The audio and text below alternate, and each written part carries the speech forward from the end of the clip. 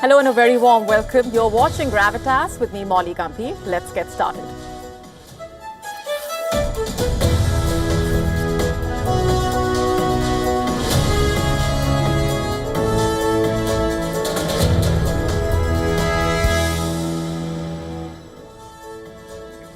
Our top focus tonight on Gravitas, getting you the key takeaways and the larger message sent out by the leaders of India and Russia during the Russian president's visit to India. Also telling you about the long-term plan designed to further strengthen ties between the two sides, and Moscow and New Delhi's position as decisive players on the global stage. That's coming up in just a bit.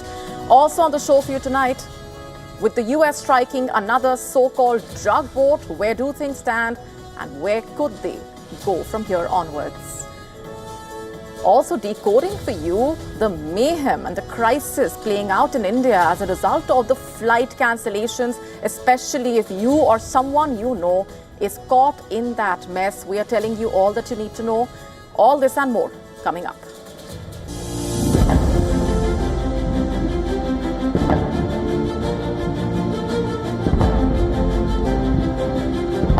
राष्ट्रपति Putin का स्वागत करते हुए मुझे बहुत खुशी हो रही है। उनकी यात्रा ऐसे समय हो रही है जब हमारे द्विपक्षीय संबंध कई ऐतिहासिक माइलस्टोन के दौर से गुजर रहे हैं।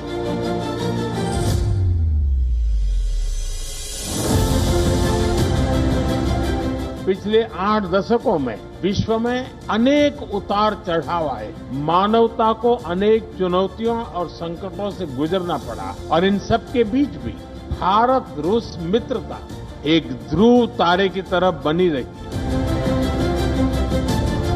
मुझे पूरा विश्वास है कि आने वाले समय में हमारी मित्रता हमें ग्लोबल चैलेंजेस का सामना करने की शक्ति देगी, और यही भरोसा हमारे साझा भविष्य को और समृद्ध करेगा।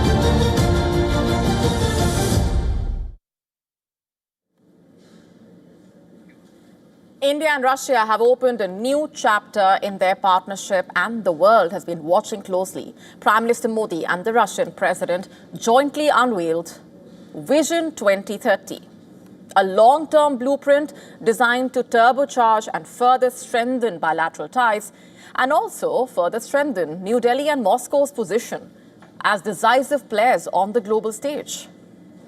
Putin, who is on a 2-day state visit to India as part of the 23rd annual summit between the two sides, made his first visit to India since the outbreak of the Russia-Ukraine war in 2022, and the visit sent out a clear message. India underlined that it will continue to exercise strategic autonomy, while Russia showcased that it is far from isolated and retains strong partnerships. After a ceremonial reception earlier in the day, Putin met Prime Minister Modi at Hyderabad House in New Delhi, and the two leaders held extended discussions aimed at deepening cooperation and accelerating economic growth between the two sides. Among the key highlights of the meeting, Vision 2030, a long-term economic and strategic roadmap that basically focuses on boosting collaboration in trade, co-production, and co-innovation. India and Russia signed multiple MOUs covering shipping, science and technology, healthcare, food safety, critical minerals. New Delhi also announced that Russian citizens will soon receive a free 30-day e-tourist visa. Prime Minister Modi hailed the strength of multilateral cooperation with Russia, especially across platforms like BRICS and the SCO. Listen to this.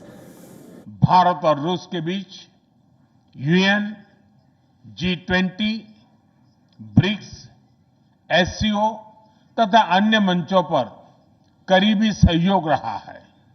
करीबी तालमेल के साथ आगे बढ़ते हुए हम इन सभी मंचों पर अपना संवाद और सहयोग जारी रखेंगे। एक्सेलेंसी, मुझे पूरा विश्वास है कि आने वाले समय में हमारी मित्रता हमें ग्लोबल चैलेंजेस का सामना करने की शक्ति देगी, और यही भरोसा हमारे साझा भविष्य को और समृद्ध करेगा। Energy security remained a key pillar of that meeting, with Russia assuring uninterrupted fuel supplies and highlighting steady progress on India's largest nuclear project, where 3 of the 6 reactors are already connected to the grid. The two leaders also fast-tracked connectivity initiatives, including the International North-South Transport Corridor, the Northern Sea Route, and the Chennai-Vladivostok Corridor, aimed at cutting transit costs and opening new trade routes. The Russian president highlighted the sharp rise in bilateral trade, now standing at nearly $64 billion, up 12% from last year. He expressed confidence that India and Russia can push this further to $100 billion, driven by long-standing energy cooperation and expanding sectors of trade. Prime Minister Modi later said that $100 billion trade with Russia could be possible even before 2030. We are also seeing successful partnership in energy. Russia is a reliable supplier of oil, gas, coal, and everything that is required for the development of India's energy. We are ready to continue uninterrupted shipments of fuel for the fast-growing Indian economy. The assurance from Putin comes even as India faces tariffs from the United States for importing Russian crude oil, underscoring the significance of the Russian president's pledge to maintain energy supplies without disruption. The leaders also addressed the Russia-Ukraine war and the ongoing peace efforts. Prime Minister Modi reiterated India's position in clear terms. पिछले दिनों विश्व समुदाय के सभी नेताओं से जब भी मेरी बात हुई है और उन्होंने जब विस्तार से मेरे चर्चा की, मैंने हमेशा कहा है कि भारत न्यूट्रल नहीं है, भारत का पक्ष है और वो पक्ष शांति का है। हम शांति के हर प्रयासों का समर्थन करते हैं और हम शांति के हर प्रयासों के साथ कंधे से कंधा मिला करके खड़े हैं।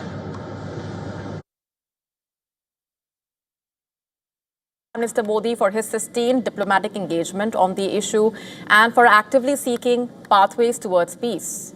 Both countries reaffirmed their commitment to countering and preventing terrorism in all its forms. Prime Minister Modi condemned the Pahalgam terror attack earlier this year, as well as the attack at the City Hall in Moscow on the 22nd of March 2024. Pahalgam में हुआ आतंकी हमला हो या crocus city hall पर किया गया कायरतापूर्ण आघात, इन सभी घटनाओं की जड़ एक ही है। भारत का अटल विश्वास है कि आतंकवाद मानवता के मूल्यों पर सीधा प्रहार है और इसके विरुद्ध वैश्विक एकता ही हमारी सबसे बड़ी ताकत है। And after the conclusion of the talks, the Russian president visited Rashtrapati Bhavan, where India's president is holding a banquet in the Russian president's honor.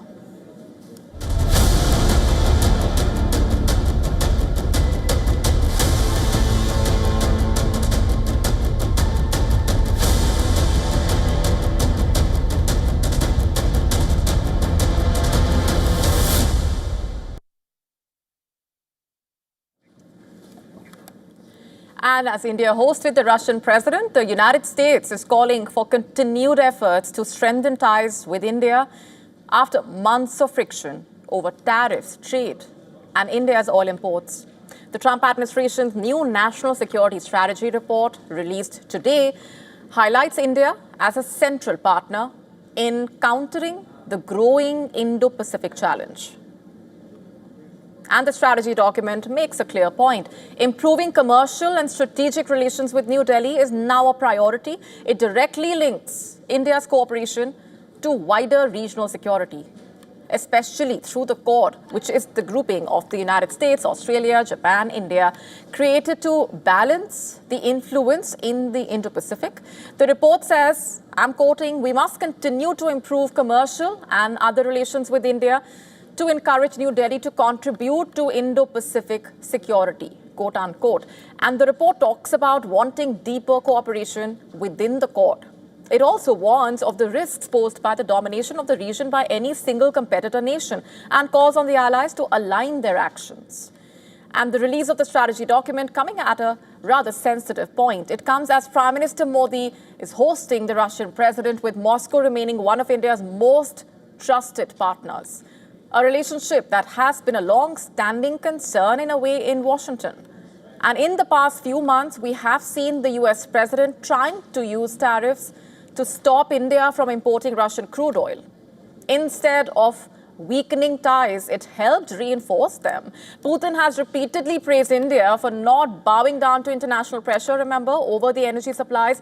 The strategy report also revisits the India-Pakistan conflict earlier this year. It repeats Trump's claim that he negotiated peace between the two sides, even though New Delhi maintains and has made it clear that it halted operations, and the operations, in fact, were halted between the two sides only after Pakistan appealed for a ceasefire.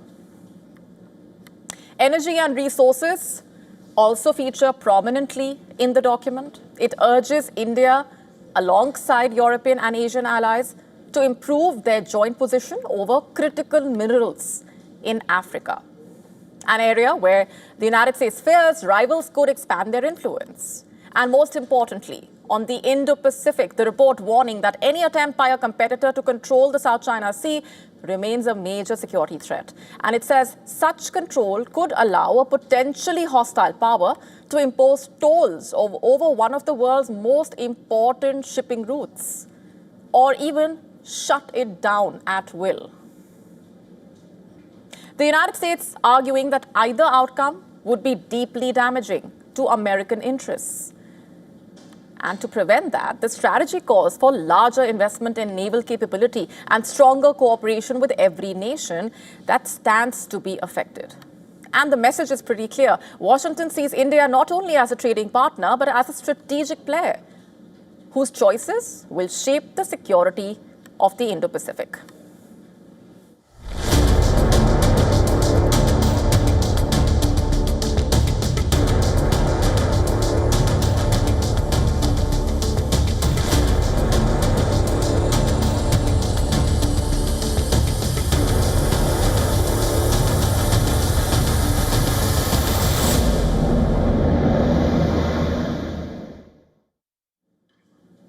Shifting focus now, America's latest strike on a so-called or alleged drug trafficking boat in the Eastern Pacific Ocean has killed 4 people, reigniting questions about Trump's anti-drug campaign that has already cost more than 87 lives, by the way. According to the U.S. Southern Command, the vessel was operating in international waters and was run by what they called a designated terrorist organization.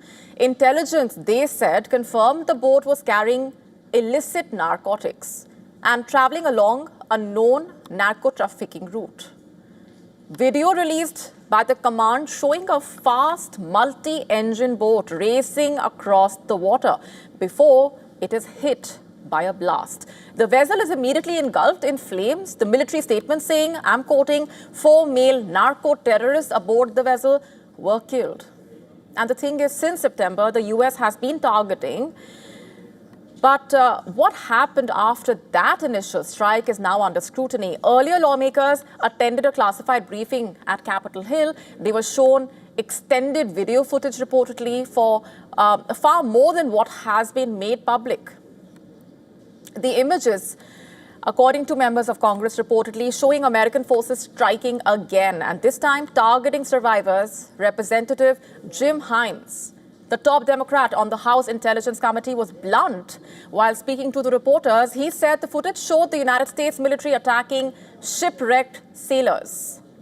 He called it, quote, one of the most troubling things I have seen in my time in public service, quote unquote. And he said the video shows 2 individuals in clear distress with no means of propulsion on a destroyed vessel. Both were killed. Republican Representative Don Bacon, a former Air Force general, echoed the same concern while talking to American news channel CNN. The veteran said that the rules of war would not allow survivors to be killed unless they posed an imminent threat. In his view, the two men did not pose such a threat to the United States. Despite that, there is a divide in the Congress. Some Republican senators have defended the military action, but the question of who ordered the follow-on strikes also remains contested reportedly. Both the White House and the Pentagon have sought to distance the war secretary from the decision to target survivors reportedly. They have instead pointed to Admiral Frank Bradley, the commander who oversaw the operation. The broader issue, though, is a campaign that the Trump administration insists is part of the ongoing war against so-called narco-terrorists. The president has deployed the world's largest aircraft carrier and a range of military assets to the Caribbean, saying they are there to conduct counter-narcotics operations that have heightened regional tensions. As a result, Venezuela's leader, in fact, has accused Washington of using drug trafficking as a pretext to impose regime change in Caracas.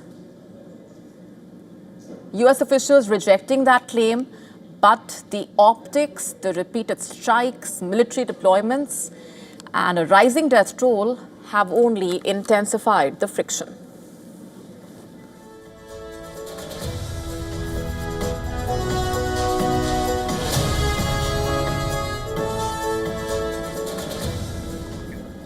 And amid the tensions with Venezuela, the United States and Panama joined forces this week for a military training exercise in the Caribbean. While officials say the drills focus on counter-narcotics and emergency response, the U.S. presence has raised concern in Venezuela, which sees Washington's moves as a growing threat. Take a look.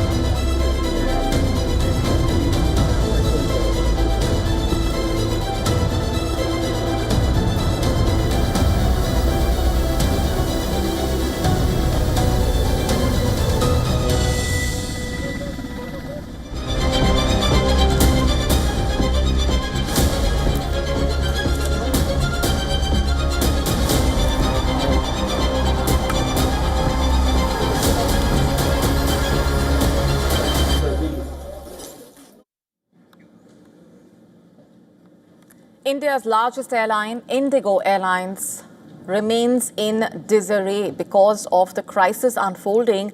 The situation, in fact, has pushed the aviation sector into crisis mode across the country, passengers bearing the brunt of that collapse. For the fourth day in a row, Indigo continues to suffer a massive operational breakdown. A crew rostering crisis has spiraled into hundreds of cancelled and delayed flights, crippling travel across the country.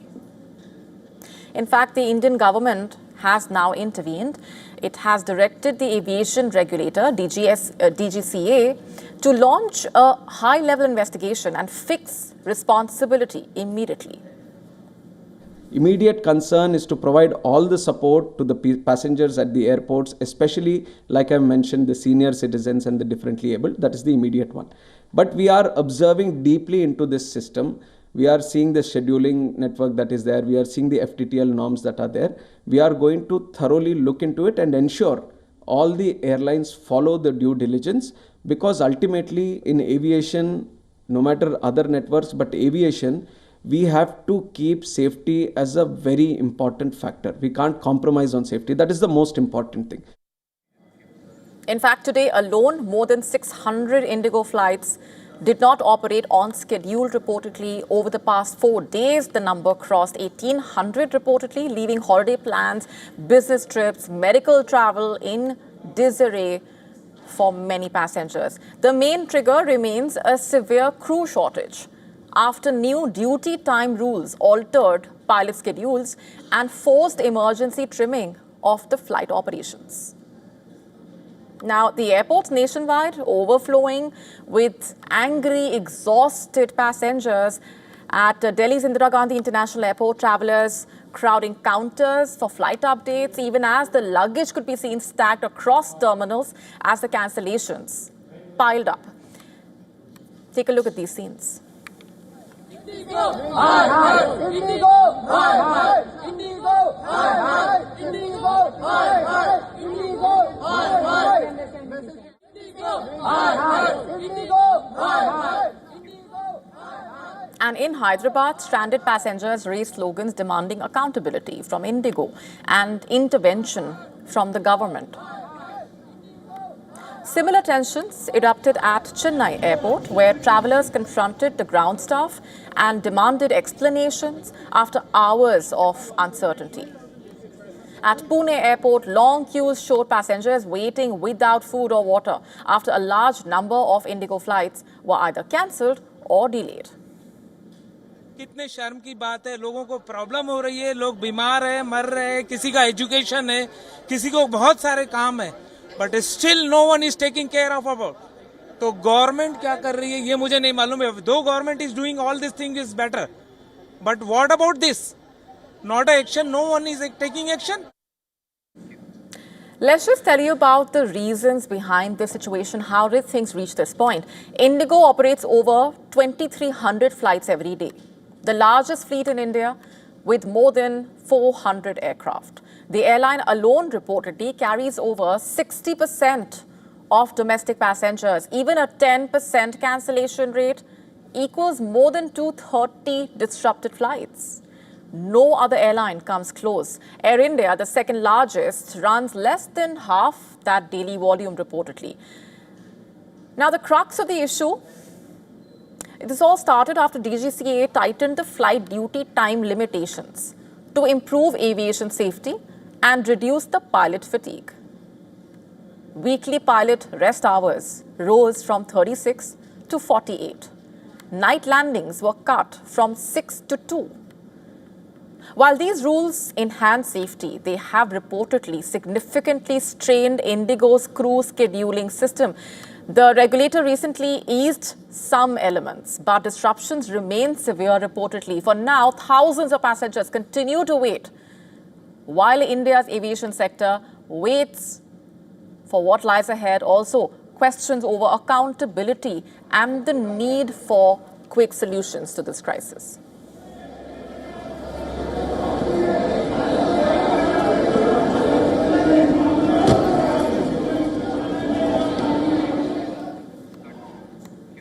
US President Donald Trump's 28-point draft peace plan had caught Europe by surprise. Reports have now emerged which detail the trust deficit between Washington and European capitals. In fact, German News Weekly claiming it has obtained written notes of a conference call among European leaders this week. During the call, reportedly, the French president and the German chancellor expressed skepticism about America's role in the peace negotiations. During the call, the magazine quotes Macron as saying, quoting, "There is a chance that the US will betray Ukraine on territory without clarity on security guarantees," quote unquote. The German chancellor reportedly expressed similar fears. According to the report, the German chancellor warned Zelensky to be, quoting, "very careful in the coming days," quote unquote. And referring to the US, he reportedly told Zelensky that, quoting, "they are playing games with both you and us," quote unquote. The Finnish president reportedly expressed distrust of the US Special Envoy Steve Witkoff and Trump's son-in-law Jared Kushner. The report quoted Stubb as saying, "We cannot leave Ukraine and Vladimir alone with these guys," quote unquote. Not just that, the NATO chief reportedly told his European allies on the call that they must protect the Ukrainian president. And while the German Weekly has not named the author of the notes, it said that these were notes on the call and not a verbatim transcript. In fact, the Russian presidential envoy reacted to the leaked chat, slamming the German chancellor in particular. He said he is not even in the game, adding that Merz disqualified himself by warmongering, peace sabotage, unrealistic proposals. Last month, Washington had unveiled a 28-point draft peace plan to halt the war in Ukraine. European allies had welcomed the US peace efforts, but made it clear that it gave in to Moscow's maximalist demands on Ukrainian territory. And since then, a flurry of diplomacy has followed, with Ukrainian and Russian delegations meeting Witkoff and Kushner to strike a peace deal. However, both sides are yet to arrive at an agreement.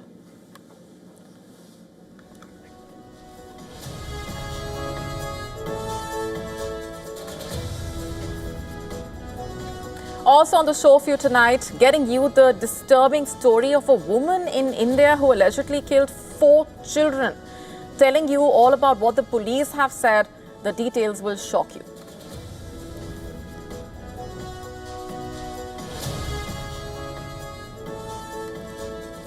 What does the Reserve Bank of India's repo rate cut mean for you? We are decoding all of that in just a bit.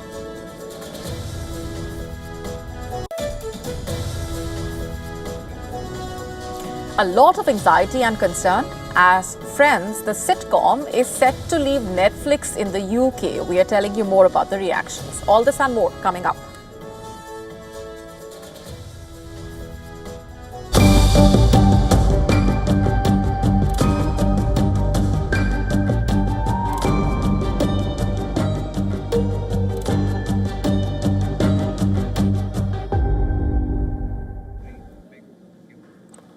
Across the West Bank, Bedouin and herding communities are facing a growing crisis.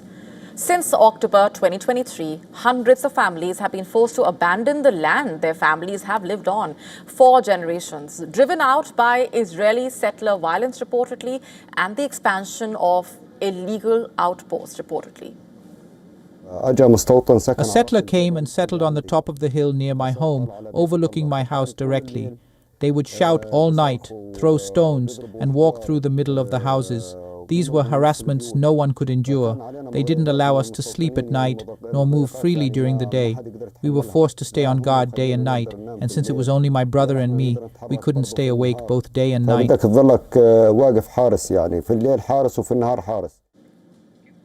The United Nations reporting that more than 3,200 Palestinians have been displaced in recent months, marking one of the worst periods of settler violence since recording began in 2006. The settlers' outposts, often built illegally under both international and Israeli law reportedly, have grown rapidly. Many are eventually legalized by the authorities reportedly, solidifying control over land once occupied by Palestinian communities. Families who have spent decades on their ancestral land have no choice but to start over elsewhere.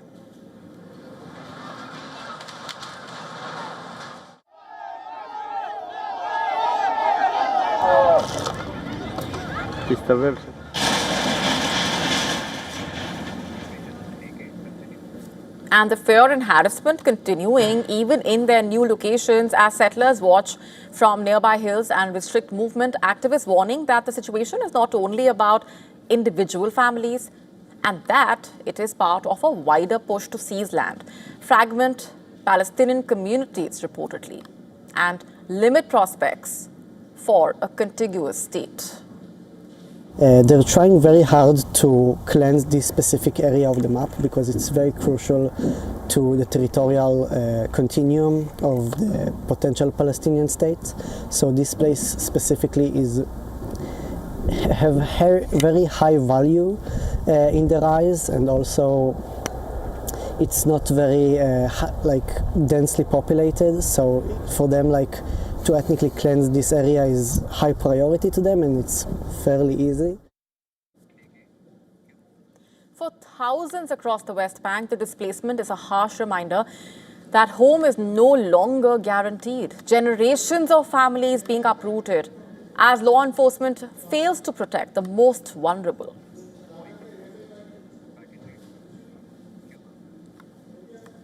A passenger jet plummeted about 100 feet without warning, injuring 15 people, forcing an emergency landing. And now the latest reports revealing something never heard before. It was a cosmic ray from a distant exploding star racing across the galaxy for millions of years. before striking the aircraft's computer system. Our next story decoding this for you.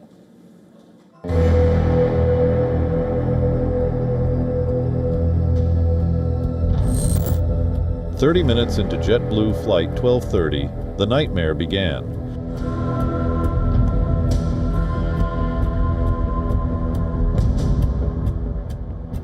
Cruising at 35,000 feet on 30th October, passengers were settling into their journey from Cancun to New Jersey when the Airbus A320 suddenly dropped.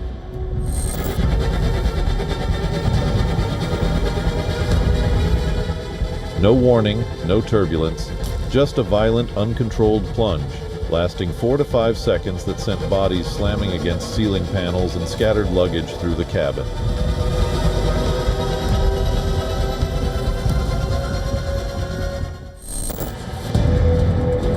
"15 people required hospital treatment after the jet made an emergency landing in Tampa, but what caused it remains extraordinary.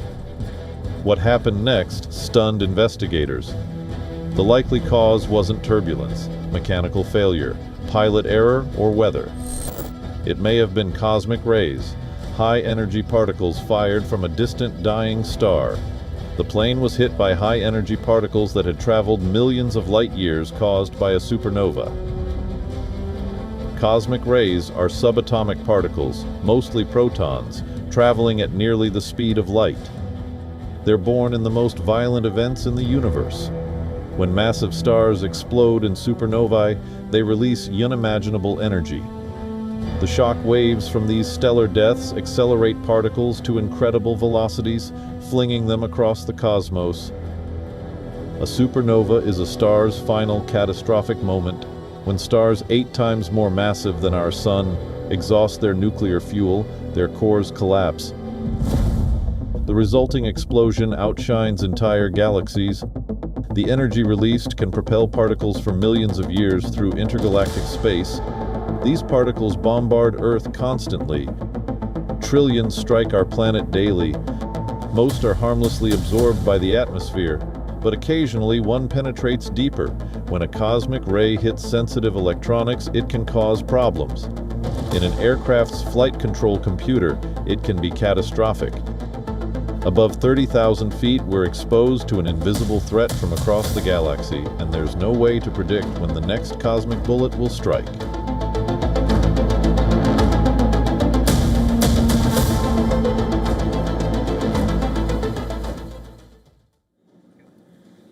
The Reserve Bank of India has cut its key repo rate by 25 basis points to 5.25%, in line with the expectations. Now, this marks a total reduction of 125 basis points since February this year. The move coming amid record low retail inflation, which fell to just 0.25% in October, and a strong GDP growth of 8.2% in the July to September quarter. The MPC voted unanimously to reduce the policy repo rate by 25 basis points to 5.25% with immediate effect.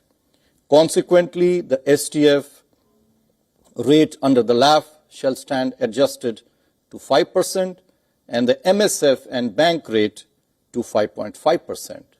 The MPC also decided to continue with the neutral stance.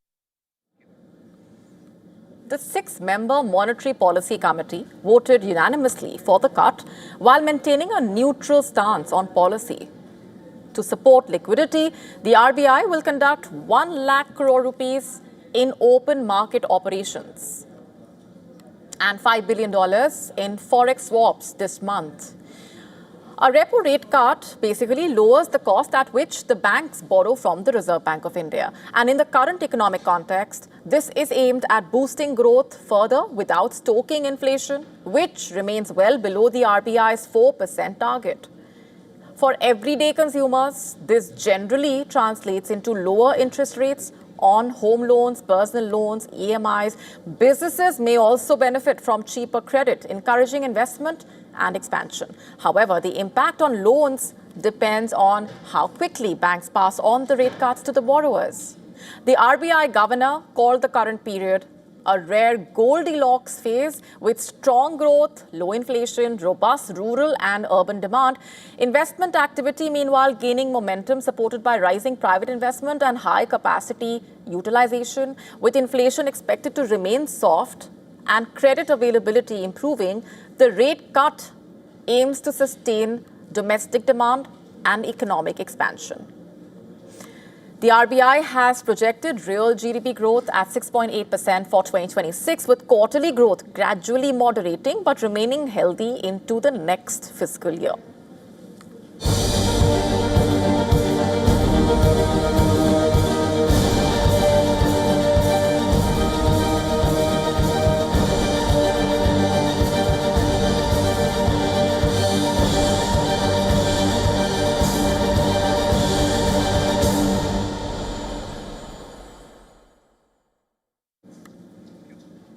Do you fancy a house in Mumbai? Well, be willing to pay New York City prices. You are hearing that right. Luxury apartments in Mumbai in India are now demanding prices on par with New York's most exclusive neighborhoods. A new report highlighting how the city's ultra-rich are fueling a surge in property prices, making areas like Worli the epicenter of India's high-end real estate boom. In the high-end Worli district, for example, apartments are selling for as much as around $1,100 per square foot. The report released by real estate consultant, putting Mumbai in league with Lower Manhattan, which is one of the world's most expensive residential markets. Worli is now home to 40% of the country's high-end apartment segment, with over 40 to 50 lakh square feet of residential and retail space under construction. And in just the last 3 years, Worli has seen more than 20 residential deals priced above 100 crore rupees. Land transactions in the area since 2023 estimated at 7,600 crore rupees, generating revenues of around 36,000 crore rupees. The surge reflecting not just growing wealth, but also changing investment patterns. More of India's ultra-wealthy are channeling their resources into domestic real estate, making luxury housing a prime asset for preserving and growing wealth. For Mumbai, the rise of ultra-luxury apartments signaling both opportunity, also challenges. While developers are thriving, ordinary buyers facing that ever-widening gap between the city's richest residents and the rest. With the real estate boom showing no signs of slowing down anytime soon, Mumbai is clearly staking its claim among the world's most expensive property markets.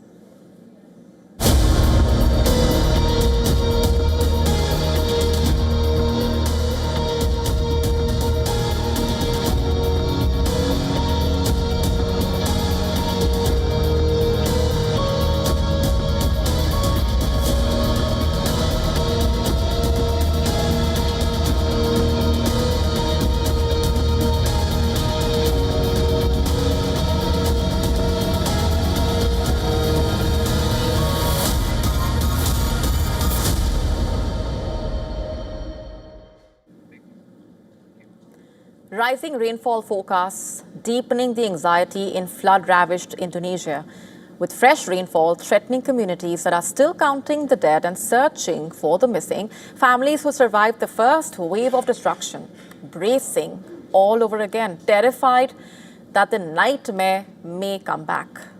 Indonesia alone has now recorded more than 800 deaths, most of them in North Sumatra and other parts. More than 800,000 people have been forced from their homes and over 500 remain unaccounted for. Damaged communications, widespread power outages, continuing to hamper rescue and recovery efforts, and there appears to be no respite in sight. Indonesia's Met Department predicting that the 3 severely impacted provinces on Sumatra are set to receive moderate to heavy rain, and overnight showers reportedly have so far not hit last week's level yet. But people, of course, are concerned. Memories of sudden flash floods and unstoppable landslides are still raw. Honestly, we're afraid the floods will come again. It came to us so suddenly last time. Who knows? It's all nature, not our will. That's why we stay alert whenever it rains. Huge piles of timber, branches, debris continuing to invade neighborhoods in central Tapanuli. Among the worst hit districts, entire streets,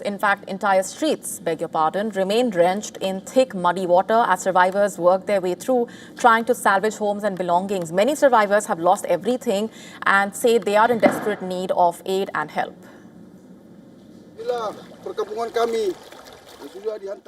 This is our village that has been completely hit by the floods. We ask for your support and prayers, and if possible, assistance through aid deliveries. Please help us urgently, because many residents in the upper villages still need help. This is our message to all Indonesians, to our leaders, to the regent, and even the governor. Please help us. Please help us, Governor. We need assistance, your helping hand.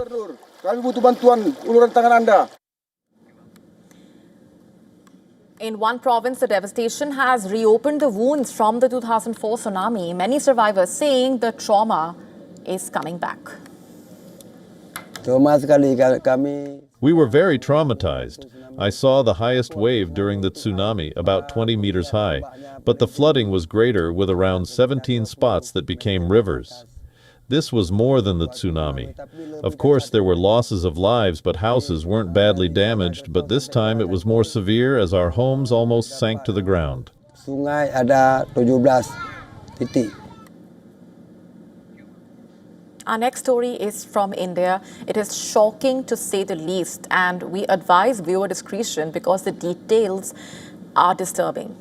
It sounds like a horror story. In fact, the protagonist is a woman now arrested by Panipat police. For what?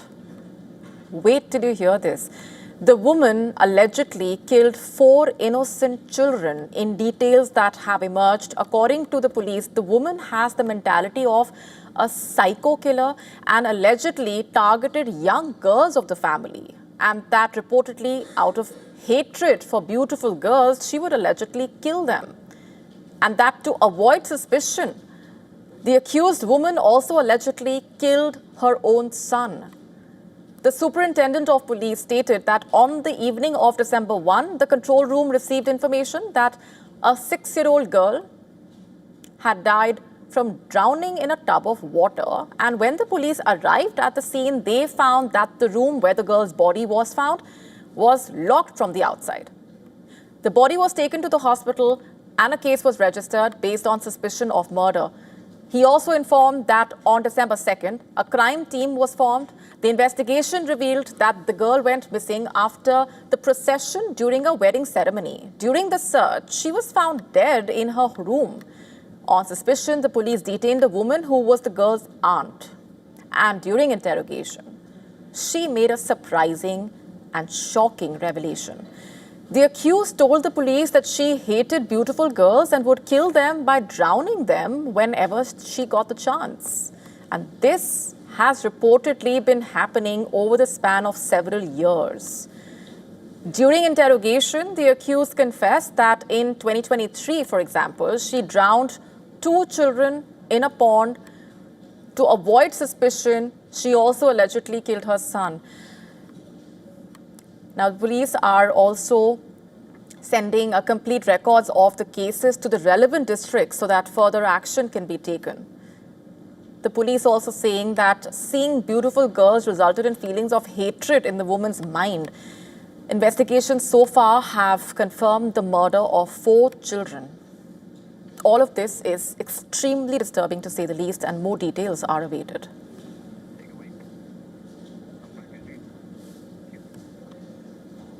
A silent crisis unfolding along South Africa's coast.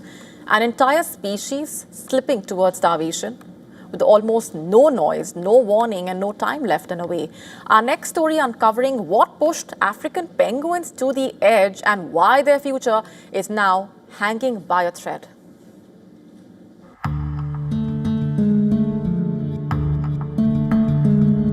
The first signs appeared quietly. Fewer birds returning to their nests. Empty burrows, chicks waiting for parents that never arrived.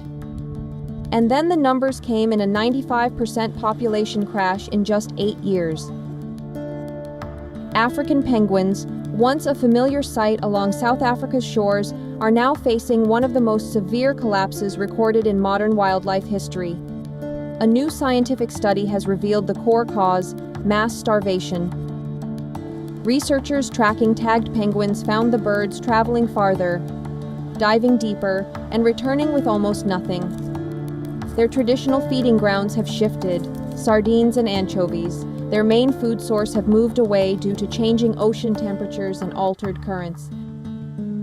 Penguins rely on dense, local fish patches to survive. When those patches drift hundreds of miles away, even the strongest birds cannot keep up.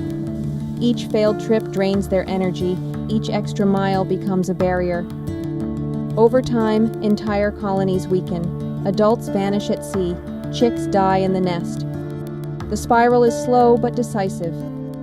Scientists describe it as a distribution mismatch. The penguins stayed where they always lived, but the food did not. This mismatch, combined with commercial fishing pressure and warming waters, created a perfect storm. The study warns that without intervention, the species could disappear from the wild within decades. The African penguin's decline is a reminder that climate change doesn't always arrive with storms or fires. Sometimes it shows up quietly in the absence of fish, the silence of a colony, and the slow emptying of a coastline.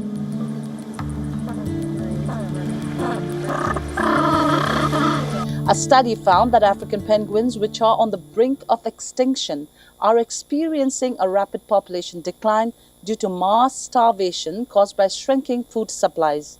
Experts say climate change, coupled with excessive human fishing, reduced sardine stocks. Authorities have imposed a 10-year commercial fishing ban around 6 penguin colonies, including Cape Town's Robben and Dassin Islands. Other initiatives underway include artificial nests and creating new colonies. The birds are a strong attraction for tourists to South Africa, with thousands of people visiting colonies each year. This is Kaldan Alma from Johannesburg, South Africa for WION World is One. The universe is vast, its unimaginable scale and mystery. But once in a while, something surfaces that in a way rewrites what we know about it. Astronomers are now staring at a cosmic giant, a structure so massive, it baffles experts. Our next story telling you more.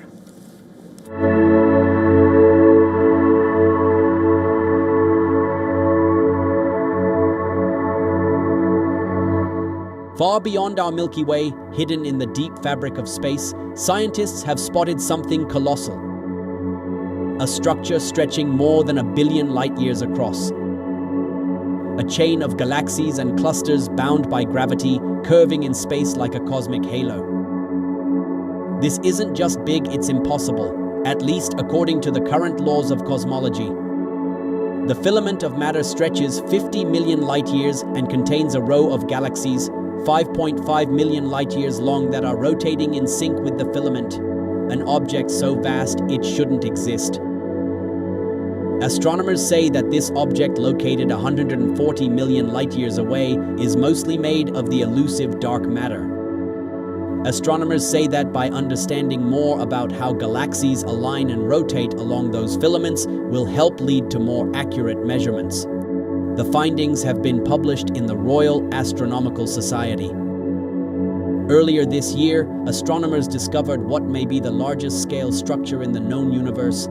It's a group of galaxy clusters and clusters of galaxy clusters that spans roughly 1.3 billion light-years across. Our Milky Way is huge. It's 100,000 light-years across, but it's instantly dwarfed by Quipu, which is 10,000 times larger than our galaxy, the Milky Way. These findings forces cosmologists to rewrite the equations governing how the universe formed immediately after the Big Bang. Bureau Report, WION World is One.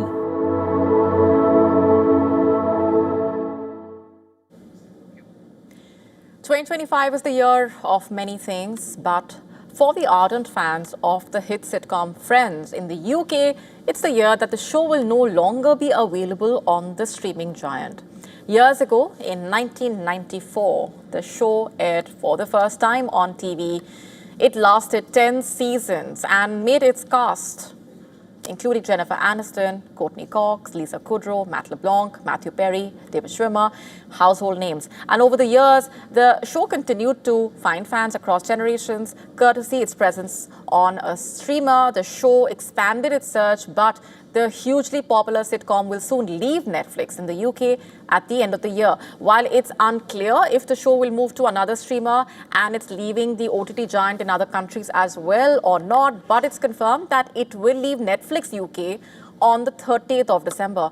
The show that revolved around a group of 20-something professionals in New York has enjoyed massive popularity ever since its release. Several Hollywood biggies also appeared as guests on the show, including George Clooney, Reese Witherspoon, Brad Pitt, Julia Roberts.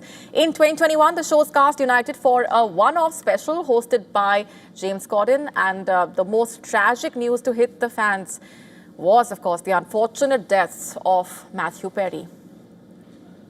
And for ardent fans, rewatching the show has never been the same again. Friends is not the only show to leave the OTT giant at the end of this year. The Big Bang Theory will also not be available on Netflix UK from next year.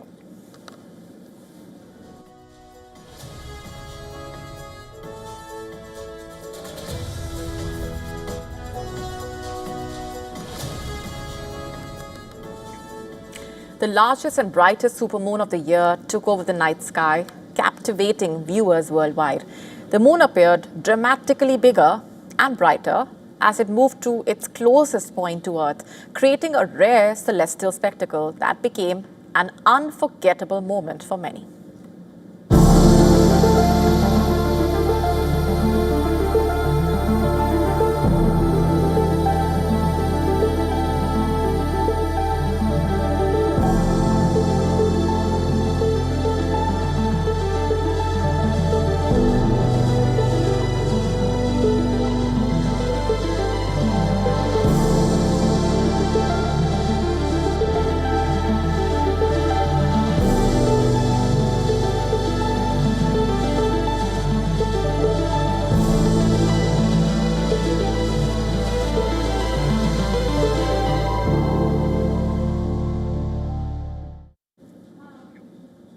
Indian film Dilwale Dulhaniya Le Jayenge might have released 30 years ago, but its legacy continues to shine bright. And how? And now actors Shah Rukh Khan and Kajol have unveiled a bronze statue of their legendary characters Raj and Simran in London.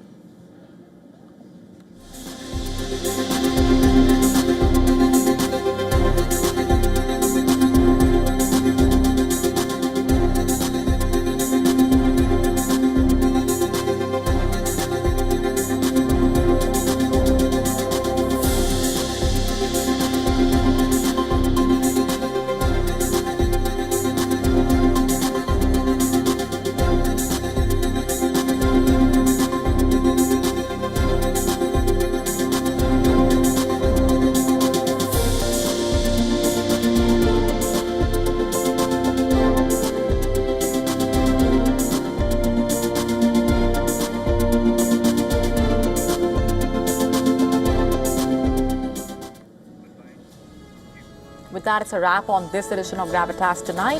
This is me, Molly Gambhir, signing off. Have a good weekend. Thanks for watching.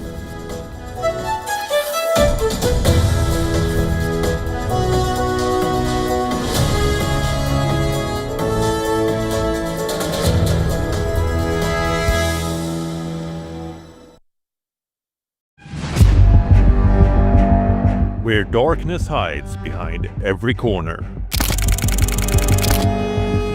Where the truth is stranger than fiction.